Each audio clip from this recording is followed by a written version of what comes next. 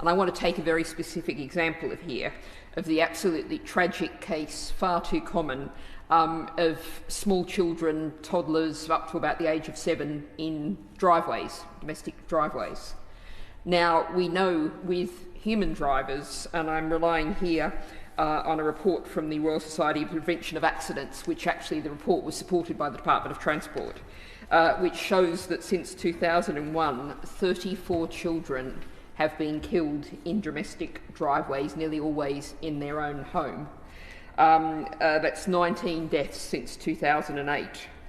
And in 22 of those cases, the child was killed by a reversing vehicle.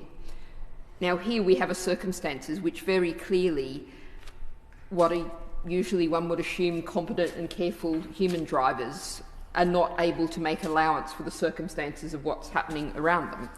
And if we're going to think about automated vehicles, then we need to think very hard about circumstances like that, where we're not on the road, but we are in situations where the vulnerable people, or indeed animals for that matter, if you think about this circumstance too, are not going to behave in manners that follow some logical kind of algorithm. That's not how the world works. And if we're going to have automated vehicles, we have to allow for circumstances like that. And like the Noble Lord Hampden, I think of the amendments that we have before us, I think Amendment 8, that says significantly better for all road users, is probably the best of the amendments. We have a number of ranges before us.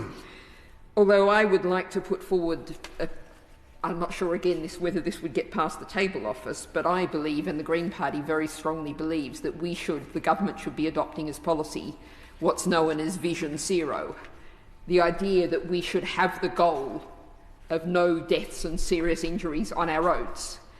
And that means we know that humans will make mistakes, pedestrians will make mistakes, there will be children, there will be animals, there will be all sorts of things.